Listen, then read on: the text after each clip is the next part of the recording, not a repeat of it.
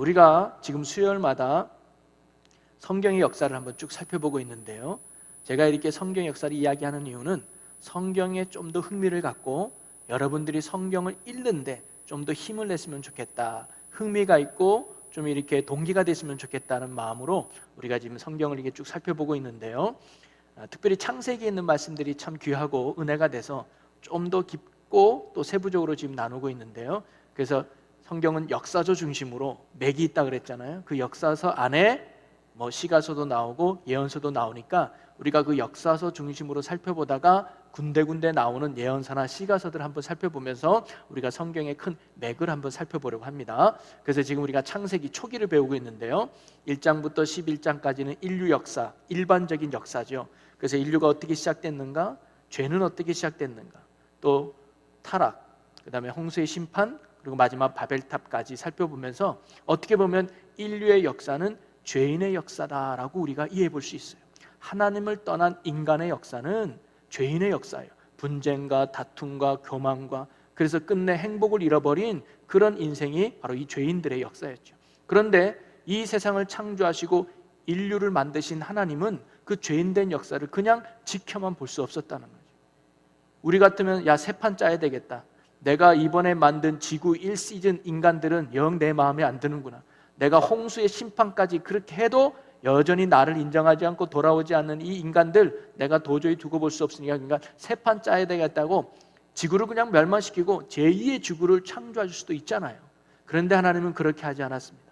비록 우리가 하나님을 떠난 죄 가운데 있다 할지라도 우리를 사랑하시는 하나님은 그냥 손 놓고 있지 않고 온 인류를 구원하기로 작정하시고 구원하기로 계획하시고 구원의 역사를 출발하셨습니다. 그 시작점이 창세기 12장에 나오는 아브라함이죠. 그래서 성경 전체를 우리가 한번 이해하면 어떤 관점으로 봐야 되느냐, 하나님 나라 건설이에요. 즉 하나님의 나라. 이 땅은 지금 누가 왕인 나라예요? 내가 왕인 나라죠. 힘 있는 사람, 지혜 있는 사람, 똑똑한 사람, 권력 있는 사람, 그런 사람이 다스리는 게 이 나라예요. 그런데 하나님의 나라는 하나님이 다스리는 나라잖아요. 그게 천국이잖아요. 그래서 이 땅의 모든 백성들을 다시금 하나님 나라 백성 삼으려고 하는 하나님의 구원 계획의 첫 출발이 바로 아브라함이었다는 겁니다. 그래서 아브라함을 통해서 하나님은 이스라엘 민족을 만들어서 이 인류를 구원하려고 한 계획을 이스라엘 민족을 통해서 합니다. 그래서 성경을 보면 이사야 49장 6절에 보면 이렇게 말씀이 기록되어 있어요. 우리 같이 읽어보겠습니다. 그가 이르시되 내가 나의 종이 되어 야곱의 지파들을 일으키며 이스라엘 중에 보존된 자를 돌아오게 할 것은 매우 쉬운 일이라. 내가 또 너를 이방의 빛으로 삼아 나의 구원을 베풀어서 땅 끝까지 이르게 하리라. 인류 구원을 위해서 이스라엘 민족은 뭐냐면 이방의 빛으로 삼는다는 거예요. 여러분, 빛은 어두울 때 필요한 거잖아요. 밝히잖아요. 지금 이 세상 사람들은 소경이에요. 어디에 구원이 있는지, 어디에 축복이 있는지, 어디에 만족이 있는지, 어디에 행복이 있는지 세상 사람들은 눈이 가려서 안 보이는 거예요. 그런 세상 사람들에게 환히 비춰서 이게 죄구나, 여기에 멸망이 있구나, 여기에 아픔이 있구나, 대신 여기에 기쁨이 있구나, 여기에 생명이 있구나를 밝히 보여주는 거예요. 그 여기가 어디예요? 하나님의 나라죠. 그래서 이방인의 빛을 삼아서 그들이 하나님께로 돌아오게 하는 목적으로 하나님이 이스라엘 민족을 세웠다는 거예요. 또 하나는 제사장 나라입니다. 출애굽기 19장 16절 말씀 여러분 한번 읽어봅니다. 시작.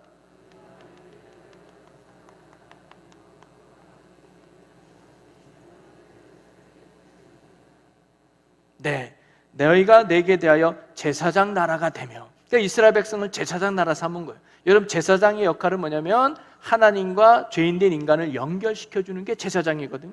즉 이스라엘 민족을 통해서 죄인된 이 세상에 온 인류를 하나님께 연결되어주는 구원의 통로로 사용하시는 게 바로 이스라엘 민족이었단 말이죠. 그게 우리가 지난번부터 아브라함부터 쭉 살펴보는 이스라엘 민족이거든요. 근데 이 이스라엘 민족이 구약시대에 이런 사명을 잘 감당하지 못해요. 그래서 신약시대에 새로운 영적 이스라엘 민족이 생겼는데 그게 뭐냐? 예수를 그리스도로 믿는 구원받은 성도들이 신약의 영적 이스라엘 민족이에요. 그래서 오늘 저와 여러분이 구원받은 하나님의 백성으로서 이 땅의 이방인의 빛으로, 이 땅의 제사장 나라로서 사람들로 하여금 하나님이 왕입니다, 하나님이 구원자입니다, 하나님 안에 참 만족이 있고 하나님 안에 참 은혜가 있습니다를 보여주고 증거하는 사명이 오늘 구원받은 저와 여러분에게 있는 줄로 믿으시기를 바랍니다. 그러면서 성경은 하나님의 나라의 건설이라는 관점으로 보면 아브라함에게 하나님의 나라가 임한 거예요. 여러분, 하나님의 나라는 어떻게 이루어지느냐? 제가 늘 얘기했던 것처럼 하나님의 나라는 은혜로 들어가고 믿음으로 누리는 나라가 하나님의 나라라는 거죠. 그래서 우리는 아브라함이 어떻게 하나님 앞에 선택을 받았어요? 은혜로 선택받은 거예요. 그러면서 그들이 누렸던 하나님의 나라, 즉 하나님의 나라는 하나님이 다스리는 나라, 하나님이 통치하는 나라, 하나님이 함께하는 나라, 하나님이 축복하는 나라 아니에요? 그러면서 우리가 아브라함, 이삭, 야곱을 살펴보면서 그들이 하나님의 은혜 안에서 어떤 축복을 받았는가, 우리가 몇 가지 살펴봤죠. 아브라함은요, 하나님을 통해서 생명의 삶이 되었습니다. 그래서 자식 하나 없던 아브라함이 100세나 닫혔던 그 생명의 문이 하나님의 은혜로 열리게 되는, 불가능이 가능해지는 하나님의 나라의 은혜를 아브라함이 누리게 되죠. 그 다음에 이삭은 어떤 축복을 받습니까? 이삭은 말 그대로 축복의 삶이라고 보면 돼요. 흉년이 들었던 그 땅에, 아무도 농사를 지어서 농작물을 얻을 수 없는 그 땅에 하나님의 복으로 말미암아 100배의 결실을 얻어서 당대에 거부가 되는 축복의 삶을 누렸던 것이 바로 이삭이에요. 왜? 하나님이 다스리는 삶이 되니까, 하나님이 통치하는 인생이 되니까 그런 축복의 삶이 되었던 것이 바로 이삭이었습니다. 그 다음에 우리가 지난주에 살펴본 게 야곱이죠. 야곱은 하나님의 통치와 다스림을 통해서 어떤 인생이 되었느냐? 저는 야곱을 회복의 삶이라고 정의하고 싶습니다. 회복의 삶이죠. 형 에서와의 다툼과 문제 때문에 그는 라반의 삼촌 집에 도망자가 신세돼서 거의 20년 동안 도망자 신세가 되다가, 그리고 다시 가나안 땅으로 돌아오면서 인생의 평생 문제, 그 아픔 속에 살아왔던 야곱이 하나님의 은혜로 문제가 해결되는 회복의 인생이 되는 삶이 저는 야곱이었다고 봐요. 바로 이런 아브라함과 이삭과 야곱을 통해서 보여주려고 하는 것은 뭐냐면 하나님의 나라가 어떤 나라냐, 바로 불가능이 가능해지고 참된 축복이 임하고 삶이 회복되어지는, 하나님이 다스릴 때 그런 은혜가 있고 하나님이 다스릴 때 그런 축복이 있다는 사실을 지금 아브라함과 이삭과 야곱을 통해서 지금 보여주고 있는 거죠. 그러면서 오늘은 요셉에 대해서 한번 살펴보려고 합니다. 자, 그러면 요셉은 어떤 하나님의 나라를 경험했을까요? 하나님이 요셉과 함께 하심으로 말미암아 하나님이 요셉을 통치하시고 하나님이 요셉을 인도하시고 하나님이 요셉을 다스릴 때 요셉은 어떠한 삶이 되었을까? 저는 요셉은 형통의 삶이라고 정의하고 싶습니다. 그는 하나님 때문에 형통한 삶을 살게 되죠. 성경은 그가 형통했다라고 얘기해요. 자, 창세기 39장 2절 말씀을 볼까요? 창세기 39장 2절과 3절을 읽어보겠습니다. 시작.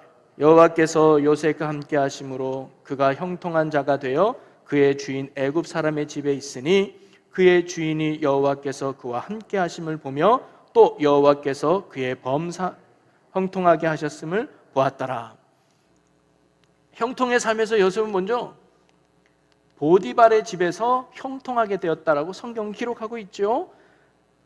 여호와께서 요셉과 함께 하심으로 그가 형통한 자가 되었다고 나와요.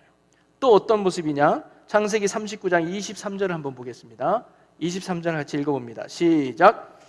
간수장은 그의 손에 맡긴 것을 무엇이든지 살펴보지 아니하였으니 이는 여호와께서 요셉과 함께 하심이라. 여호와께서 그를 범사에 형통하게 하셨더라. 지금 이 19장 23절은 뭐예요? 감옥에 있을 때예요. 그가 억울하게 누명을 써서 감옥에 갇혔는데 성경은 그가 뭐예요? 범사에 형통하게 하셨더라 그래요. 어떻게 보면 요셉의 삶은 하나님의 함께함으로 말미암아 형통한 삶이었어요. 아브라함은 생명의 삶이었고 이삭은 축복의 삶이었고 야곱은 회복의 삶이었다면 바로 이 요셉은 하나님의 함께함으로 말미암아 형통의 삶이 된 것이죠. 여러분, 우리가 일방적으로 형통이라 말할 때 이 형통의 의미가 뭡니까? 무엇인가가 내 뜻대로, 내가 원하는 대로 술술술 풀리는 게 형통이잖아요. 계획한 것이 잘 이루어져서 번성하고 번창하는 것을 우리가 일반적으로 형통이라고 말해요. 자, 그러면 이 요셉이 하나님께 함께함으로 말미암아 형통이라는 표현을 했는데 우리가 정말 요셉이 형통한 삶이었을까요? 보십시오. 아까 이 보디발에서 하나님이 함께하기 때문에 형통했다 그랬는데 우리가 잘 알죠. 보디발에 지금 요셉은 뭐로 팔려간 거예요? 노예로 팔려간 거예요. 형들이 시기해가지고 미워해가지고 요셉을 은이십에다가 노예로 팔아버린 거 아닙니까? 여러분, 형들의 가족에 의해서 인신매매 당해서 노예로 팔려간 요셉의 삶이 어떻게 형통하다고 할 수 있을까요? 또 감옥에서 형통하대요. 여러분, 우리가 알다시피 보디발 아내가 요셉을 유혹했을 때 요셉이 뿌리치죠. 그런데 그것에 억울한 누명을 쓰고 이 부인이 요셉이 나를 겁탈하려고 했다라고 쉽게 말하면 거짓 고소를 한 거죠. 그래서 노예가 무슨 변명을 하겠습니까? 그래서 바로 감옥에 갇히는 거예요. 우리가 보기엔 너무 억울한 일 아니에요? 그런데 성경은 그가 범사에 형통했다라고 말하고 있는 거예요. 여기서 우리는요, 성경이 말하는 형통은 어떤 의미인지를 우리가 깨달을 수 있습니다. 우리가 이 세상에 말하는 형통이 아니라 성경이 말하는 형통은 뭐냐면, 첫째로 내 뜻이 이루어지는 것이 아니라 나를 통해서 하나님의 뜻이 이루어지는 게 형통이라는 사실을 성경이 우리에게 가르쳐 주는 거예요.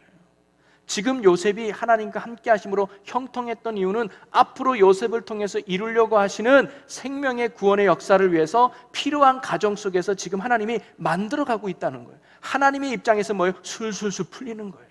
하나님의 입장에서는 지금 계획한 대로 잘 되고 있는 거예요. 그게 형통이라는 거예요. 저는 여러분의 삶이 이런 하나님의 거룩한 손길을 통해서 여러분의 삶에 하나님의 뜻이 이루어지는 거룩한 형통의 삶이 되시기를 주님의 이름으로 간절히 축원합니다. 아무리 내 뜻이 잘 이루어져도요, 그게 하나님과 멀어진 하나님의 뜻과는 별개인 삶이면요, 결코 형통의 삶이 아니라는 거죠. 첫 번째는 바로 내 뜻이 아니라 나를 통해서 하나님이 이루려고 하는 하나님의 뜻이 이루어지는 게 형통의 삶이다. 그 다음에 두 번째 형통은 뭐냐면요, 나를 통해서 타인이 복을 받는 것이 형통의 삶이라는 거예요. 그러니까 나만 잘 되는 것이 아니라 하나님이 나와 함께함으로 말미암아 내 주변의 사람들이 잘 되는 거예요. 그게 형통이라는 거예요. 아까 우리가 보디발의 집에 들어가지 않습니까? 그런데 하나님이 요셉과 함께 하심으로 어디에도 복을 주는 것, 보디발의 집에도 복을 줬다 그래요. 자, 성경을 찾아보겠습니다. 자, 39장 5절 말씀입니다. 39장 5절 같이 읽어봅니다. 시작. 그가 요셉에게 자기의 집과 그의 모든 소유물들을 주관하게 할 때부터 여호와께서 요셉을 위하여 그 애굽 사람의 집에 복을 내리심으로 여호와의 복이 그의 집과 밭에 있는 모든 소유에 미친지라. 아멘. 보디발이 지금 누구 때문에 복을 받았다고 나오는 거예요? 요셉 때문에. 하나님이 요셉과 함께 했더니 그 하나님의 은혜가 요셉에게만 머문 게 아니라 요셉을 통해서 요셉이 섬기는 보디발의 집에도 하나님의 복이 흘러갔다는 거죠. 그게 형통한 사람이에요. 또 억울하게 감옥에 갇혔잖아요. 감옥에 갔을 때도 그렇습니다. 자, 39장 23절을 읽어봅니다. 시작. 간수장은 그의 손에 맡긴 것을 무엇이든지 살펴보지 아니하였으니 이는 여호와께서 요셉과 함께 하심으로 여호와께서 그를 범사에 형통하게 하셨더라. 여러분, 간수장은 감옥을 다 책임지는 수장 아니겠어요? 근데 그 사람이 그의 손에 맡긴 것은 무엇이든지 살펴보지 않았대. 요셉에게 맡겨놓고 손 놨다는 거예요. 왜냐하면 그에게 맡기니까 잘 됐거든요. 술술술 뭔가 막힘없이 풀렸거든요. 그러니까 간수장이 근심과 걱정 없는 삶이 된 거예요. 누구 때문에 간수장이 복을 받은 거예요? 요셉이라고 하는 사람 때문에. 하나님이 함께하는 그를 통해서 복이 바로 요셉이 간수장까지 흘러갔다는 거예요. 그리고 이 축복은 누구까지 올라가느냐? 바로의 왕까지 가지 않습니까? 바로의 왕이 꿈을 꿨는데 해몽을 못해가지고 이것 때문에 근심하고 있었어요. 그런데 요셉이 바로의 왕의 꿈을 깨끗하게 해몽해주고 그것뿐만 아니라 앞으로 6년 동안에 이 애굽 나라를 먹여 살릴 대안까지 제시해주면서 요셉이라는 한 사람 때문에 바로 왕뿐만 아니라 애굽이라는 나라까지 복을 받은 거 아니겠습니까? 그게 형통이라는 거예요. 그뿐만 아닙니다. 바로 이 요셉을 통해서 자기의 가족들, 가나안 땅에서 역시 흉년이 들어서 먹고 살기 힘든 그 이스라엘 민족을 다시 애굽으로 모시고 와서 거기서 이주해서 지내게 함으로 민족이 잘 되는 축복을 바로 요셉이 누렸다는 거죠. 여러분, 하나님의 나라가 이런 나라인 줄로 믿으시기를 바랍니다. 그래서 성경은요, 하나님의 나라는 확장성이 있다는 거예요. 그래서 천국은 겨자씨 하나와 같으니 처음에는 작지만 나중에는 자라서 새들이 와서 깃들 큰 나무가 된다. 하나님의 나라는 밀가루 반죽에 넣는 누룩과 같다. 처음에는 보잘것없지만 나중에는 점점 부풀어서 큰 덩어리가 된다. 바로 하나님의 나라가 그런 나라죠. 예수님의 시대에 12명으로 시작됐던 하나님의 나라는 지금 온 인류의 3분의 1이 예수를 믿는 큰 나라로 바뀐 거 아닙니까? 이 충주 제일교회도 한 영으로 시작된 이 제일교회가 지금 수백 명이 모여서 예배를 드리는 큰 하나님의 나라가 된 거 아니겠어요? 하나님의 나라는 나로 끝나는 것이 아니라 나를 통해서 가정이 변화되고, 가정을 통해서 사회가 변화되고, 더 나아가 이 나라, 이 민족이 변화되는 축복의 통로가 바로 하나님의 나라 백성에 있는 줄로 믿으시기를 바랍니다. 저는 여기 있는 여러분들이 이 시대의 요셉처럼 형통의 축복을 누리는 여러분 모두가 되시기를 주님의 이름으로 간절히 축원합니다. 그래서 여러분을 통해서 이 땅을 향한 하나님의 구원의 뜻이 이루어지고요, 또 여러분을 통해서 나만 잘 되는 것이 아니라 여러분의 가정이 잘 되고, 여러분의 직장이 잘 되고, 또 이 교회가 잘 되고, 이 충주시가 잘 되고, 더 나아가 이 나라 이 민족이 잘 되는 이 시대의 요셉처럼 형통의 복을 누릴 수 있는 하나님 나라 백성이 되시기를 주님의 이름으로 간절히 축원합니다. 자, 그러면 하나님의 나라는 이런 나라예요. 우리를 형통케 하는 나라예요. 하나님이 다스리는 이런 은혜가 있어요. 자, 그러면 요셉은 어떻게 했길래 하나님이 이렇게 다스림을 받을 수 있었을까요? 그게 중요하죠. 요셉이 어떻게 했길래 하나님은 그에게 이런 형통의 복과 은혜를 주셨을까요?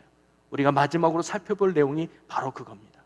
자, 요셉이 어떤 모습이었을게 하나님께서 그를 형통한 삶으로 만들었을까?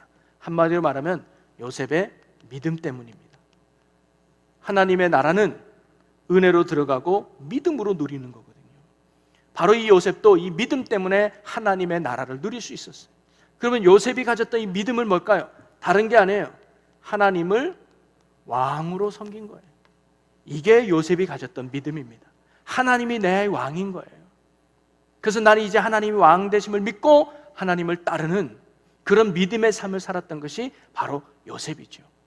오늘날 예수 그리스도를 영접해서 그분을 나의 주로 모시는 사람, 그분을 내 인생의 왕으로 모시는 사람이 믿음으로 사는 거예요. 이런 믿음을 가진 자에게 하나님이 뭐예요? 다스려 주신대요. 하나님이 통치해 주신대요. 그래서 여러분의 문제도 해결하고 아픔부터 치료하며 요셉과 같이 형통한 삶에 대해서 하나님의 뜻을 이루어가는 도구로, 그리고 나로 넘어서 축복의 도구로 쓰시는 하나님의 영광이 우리의 삶으로 나타난다는 거죠. 여러분, 하나님을 왕으로 섬기시고 예수를 여러분의 삶의 주인으로 믿는 요셉 같은 믿음의 삶이 되시기를 주의 이름으로 간절히 축원합니다. 자, 그러면 요셉이 가졌던 믿음, 주여 믿습니다, 나는 예수를 영접했습니다, 하나님은 왕이십니다 라고 입으로 백날 떠든다고 그것이 믿음이냐? 아니에요. 오늘 우리는 요셉을 통해서 그가 보여줬던 구체적인 믿음의 내용이 무엇인가를 한번 발견해 볼 수 있습니다. 즉, 믿음은 삶의 자세로 나타나는 거예요. 삶의 내용으로 나타나는 거예요. 자, 저는 오늘 요셉이 보였던 믿음 세 가지를 한번 살펴보려고 하는데, 첫째는 뭐냐면 그는 딱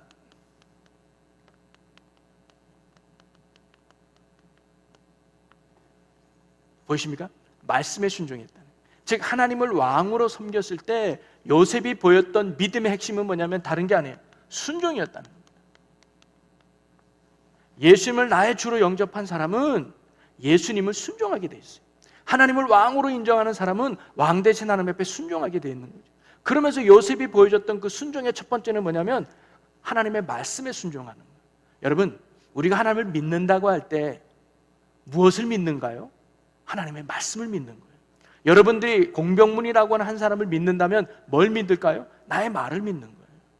내일 제가 12시에 밥 사줄게, 나오세요. 나를 믿으면 나오겠죠. 야, 목사님 믿을 거 안 돼. 밥 사준다고 해서 몇 번 바람 맞았는지 몰라. 안 믿으면 안 나오는 거 아니겠어요? 우리가 하나님을 믿는다고 할 때 그 믿음은 무엇으로 증명되느냐? 말씀에 대한 순종으로 증명되는 거예요. 요셉도 보십시오.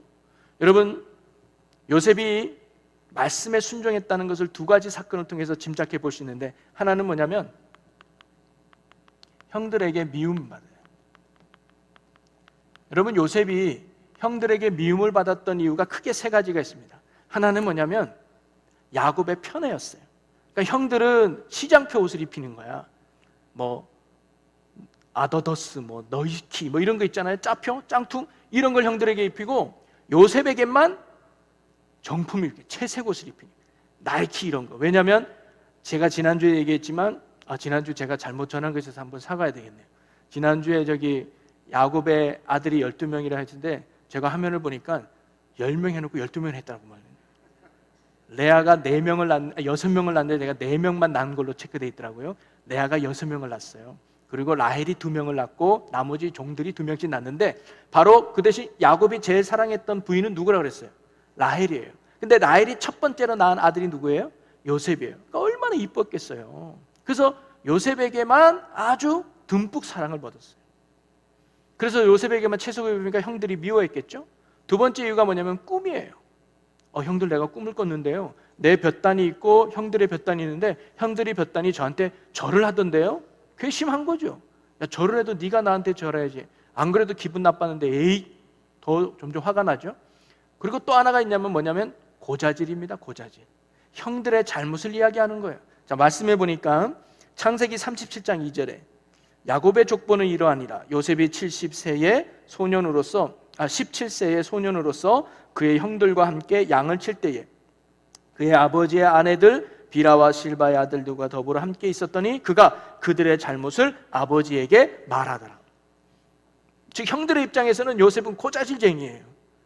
좀 잘못한 거 좀 눈 감아주면 되지, 그것을 쫄쫄쫄 쫄라가서 아빠한테 이야기하니까 아빠가 혼내니까 이게 싫었던 거예요.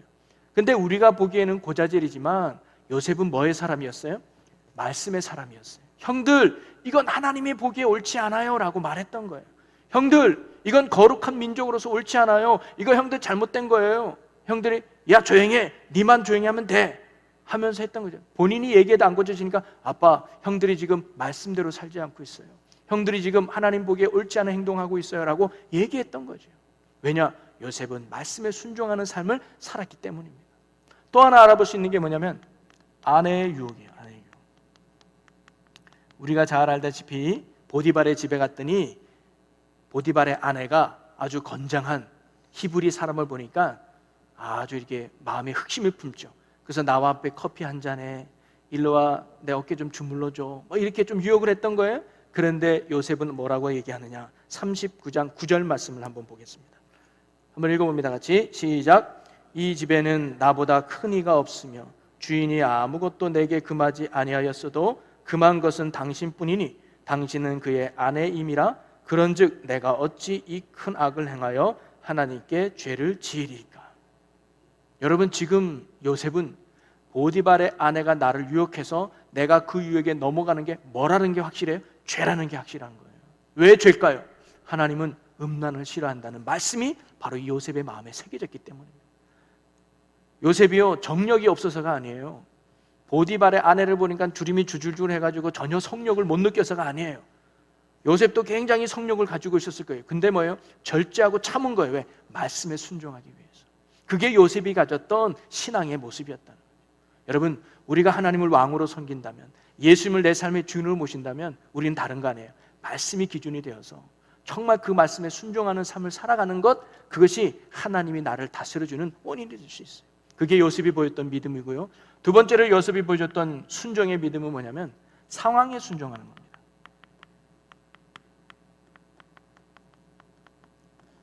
여러분, 우리가 하나님을 믿는다면 첫 번째는 말씀에 대한 순종이고, 두 번째는 그분이 나를 이끌어 갔을 때 당하는 상황도 순종하는 것, 그게 믿음이었어요. 여러분, 요셉은 보십시오. 오늘 말씀이 그 부분입니다. 여러분, 요셉이 정말 형들에게 팔려갔어요. 억울하게 노예로 잡혀왔어요.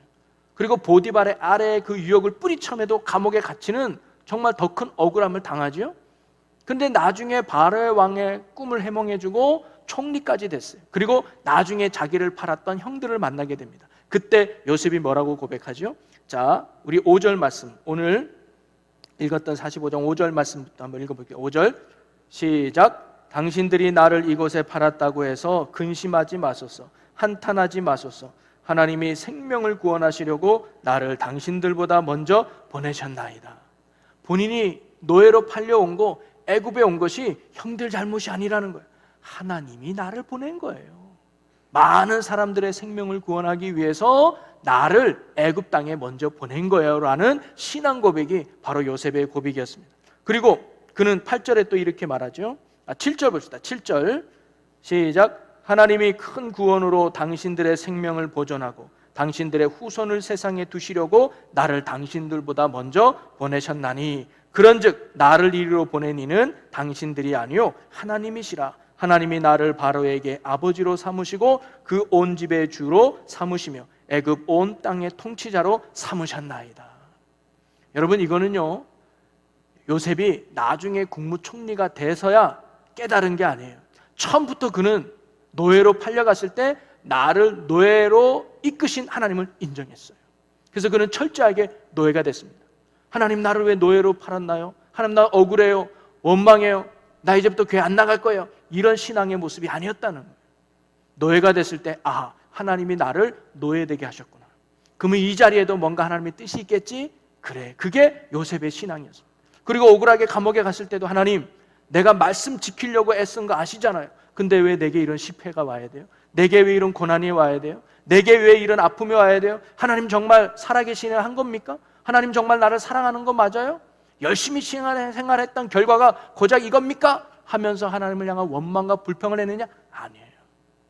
이 자리까지도 인도하신 상황을 뭐예요? 순종한 거예요. 왜? 하나님이 삶의 주권자니까. 하나님이 나의 왕이시니까. 하나님이 힘이 없어서 나를 그곳에 몰아간 것도 아니고 하나님이 능력이 부족해서 나를 그곳에 이끌어간 것도 아니라 하나님의 뜻이 있겠지.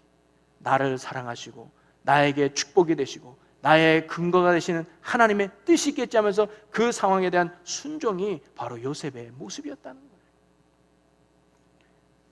사람들은요 하나님이 전능하다고 믿으면서 하나님이 나를 사랑하고 하나님이 모든 것들 가운데 섭리한다고 믿는다고 하면서도 자신의 기대와 다른 상황이 주어지면 때론 그 상황을 부정하게 되죠. 피하려고 하는 거예요. 이것은요 그 상황을 허락하신 하나님을 믿지 않는 거예요. 하나님이 왜 나를 이렇게 하셨을까?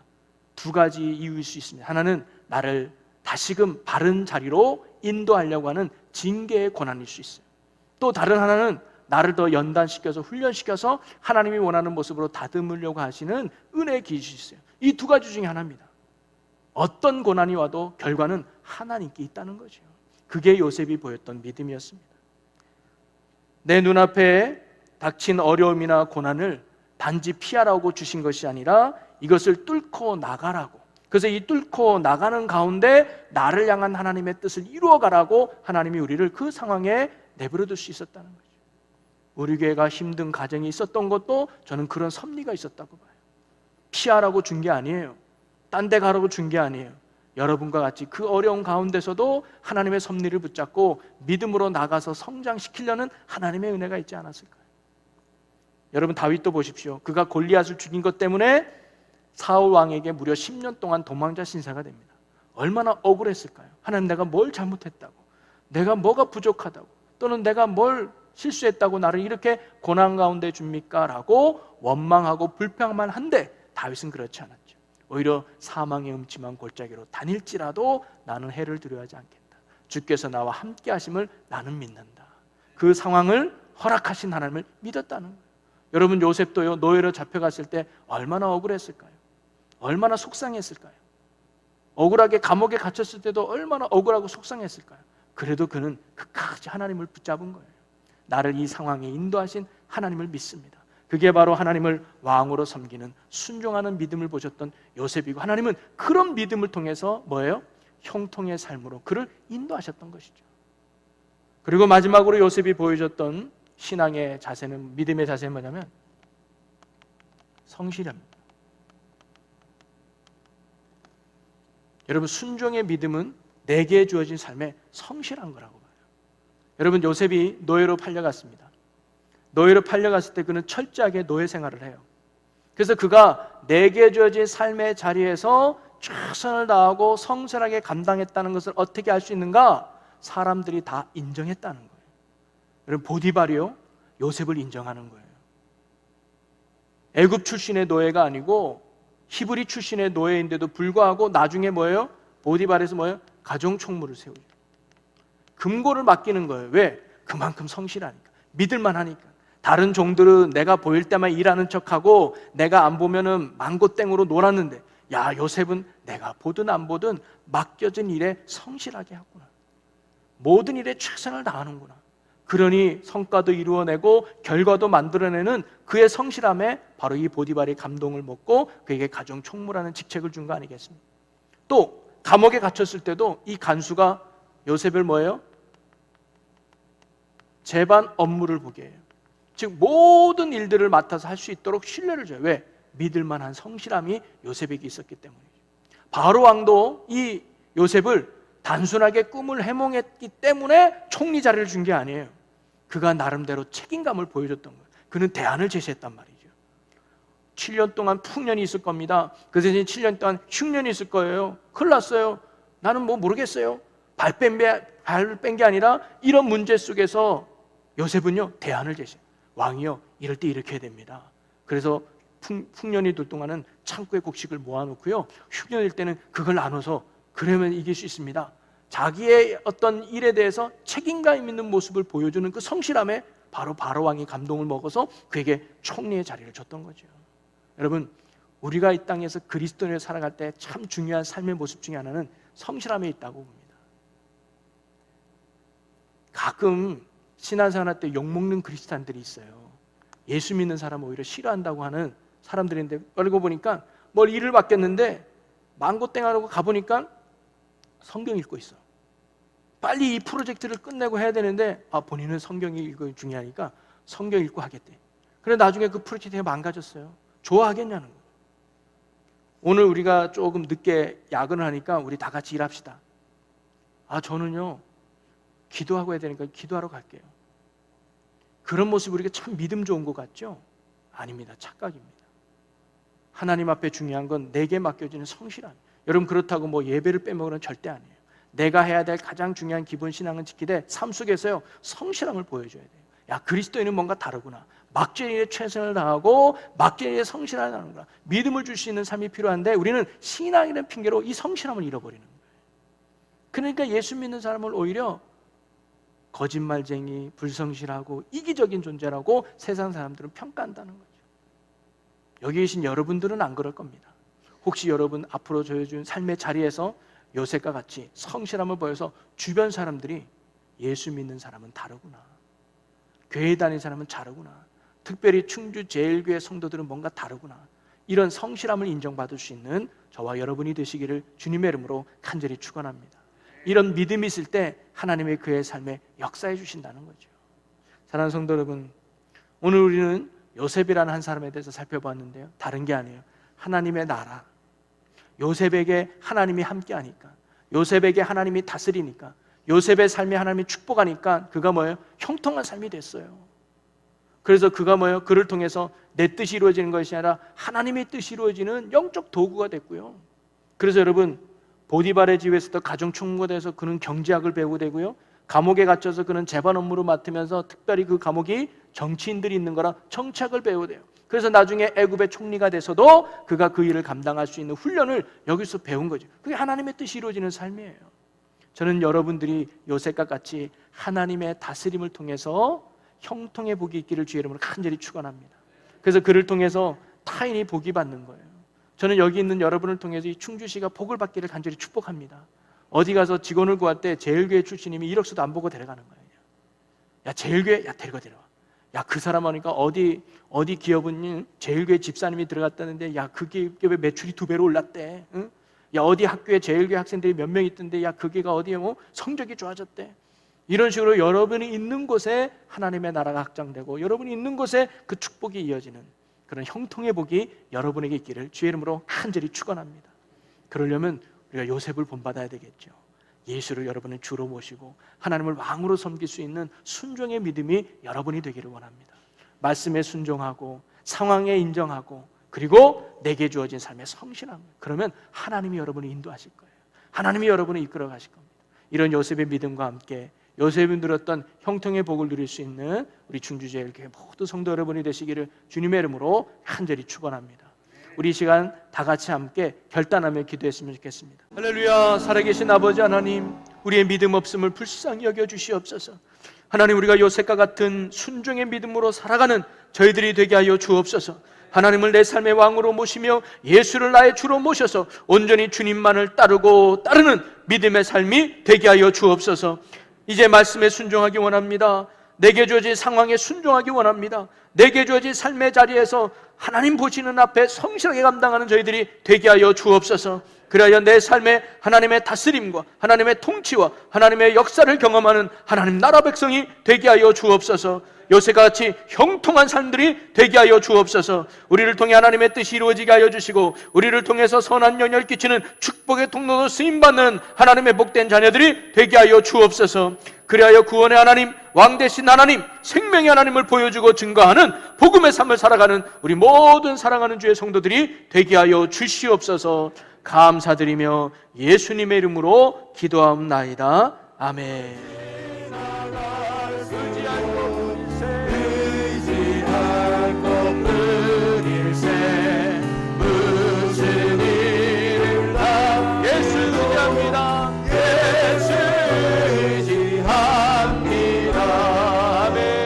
주가 되신 주님 앞에 큰 박수로 영광 돌리겠습니다. 할렐루야. 아멘.